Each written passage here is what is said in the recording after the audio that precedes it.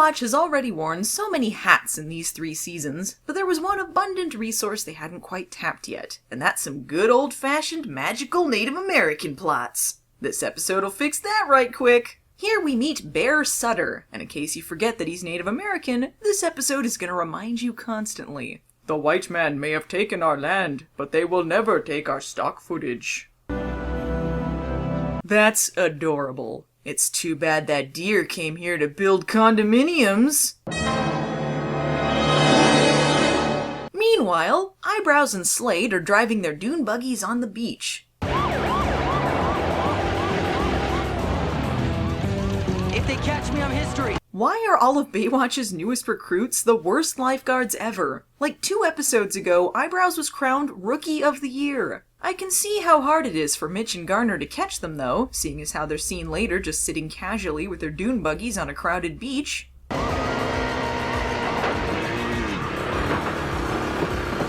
Hilarious. Okay, so I gotta prepare you for this one, folks, which is more preparation than the show gave us. They immediately follow this with a super homoerotic scene of Garner in a leopard print Speedo showering with Mitch, and the 2 of them bickering like an old married couple. Just drink it all in. You need to get mud flaps on those rear tires. Is it my fault they make you ride a scooter on the beach? Frankly, I think it's embarrassing. You think I like working on the beach? I hate the beach. I've always hated the beach. Meanwhile, Summer is talking about how her first day at Malibu Beach High is coming up. Wait, so how did she know Elizabeth Berkley and her friend were the most popular girls in school in the last episode? CJ mentions that Summer will be okay because she's dating Jimmy Slade, as if that's some sort of accomplishment. Wait, now they're dating? Way to blow your load, Baywatch! You could have drawn this out for years with their will they or won't they chemistry. If there's one thing I can say about Kelly Slater, though, they sure got their money's worth in surfing montages with him. But, uh-oh, the sinister Elizabeth Berkley has her eye on him as she evilly horse rides on the beach. Witness her subtle flirtation tactics. I love the way a horse feels when he's under me. See ya.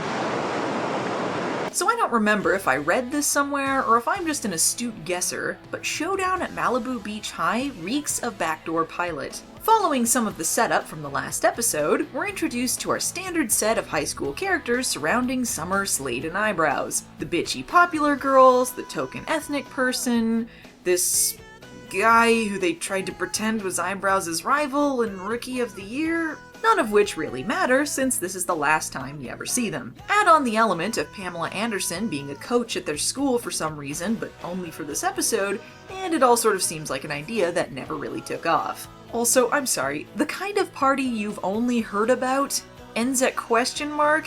Yeah, way to be cool, Eyebrows. Where you been all summer? I've been out in the desert, man, purifying my soul. Crying by the highway because of littering? It's been great. So Summer's mad because Slade has been hanging out with Nomi Malone, who was offered to find a sponsor for him for some surfing thing. He's a surfer, you see. So Summer gives him the cold shoulder, and you wouldn't know from the casual tone of voice, but he reveals that he came to the beach to escape his alcoholic, abusive Marine father. Every time we got drunk, I became the enemy. Why don't you go watch reruns of Dynasty or something? Anyway, who cares about that? The real story here is about the school selling off Native American land to build condos, because somehow the school owned that, and I don't know. So Bear has chained himself up inside an ancient Native American chalk drawing to make a point. It's important not to step on it, or it'll summon more animal stock footage. Don't step on the sun sign. My god, shop teacher, you've cursed us all. This is how Poltergeist started.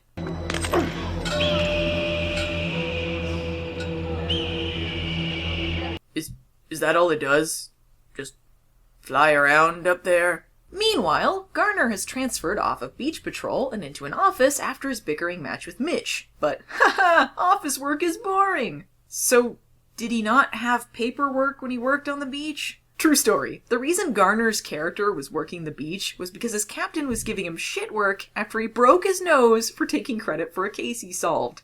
That's just awesome! Damn it, Garner, you gotta file these reports. The mayor's on my ass about this filing situation. I file by my own rules, Captain. You're a loose cannon. If you weren't the best damn filer in the county, I'd toss you out of this filing office. Same to you, sir. Are we the same person? Mitch shows up to rub Garner's misfortune in his face, and also to try and woo him back. In his words, he misses his little face. I miss your little face. He also offers to cook for him, which is like one step beyond marriage in Mitch's world. I'll cook for you anytime you want at my house. Dinner's on me. Please, Garner, I miss your leopard print Speedos. Who else will become a PI with me in a misguided spin-off? You complete me!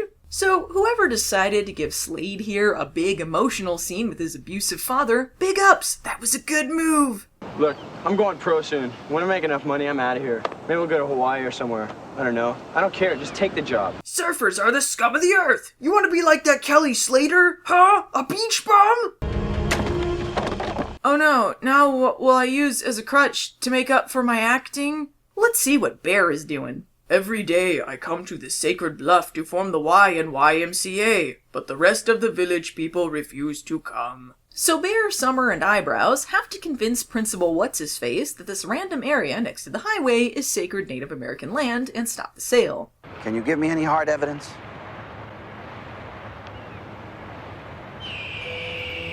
A bird? A bird in the sky? My god, he's right!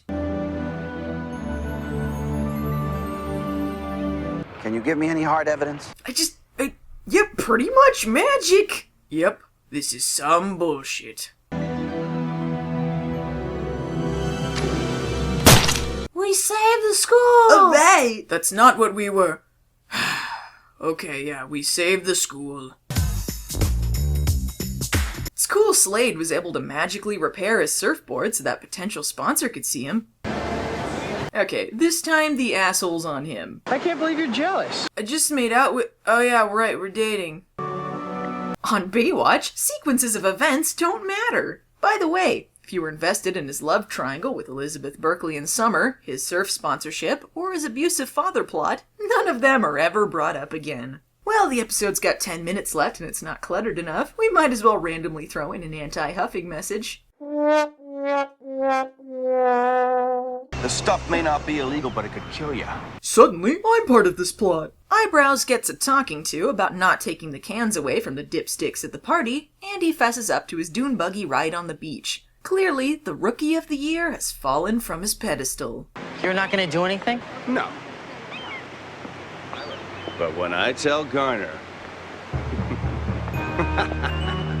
Haha, comedy! It's funny because he's a professional life-saving individual. Speaking of Garner, he's back on beach patrol after assaulting his police captain again, this time landing him with a broken arm. Haha, police officers don't have real consequences. Our main characters are all horrible people.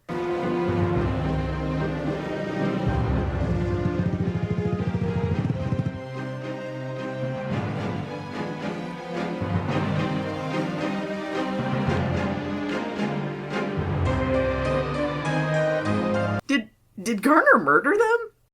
Next time on Baywatch, Mitch is the victim of a hilarious beach prank. Meanwhile, Eyebrows gets involved in illegal motorcycle racing. Vroom vroom!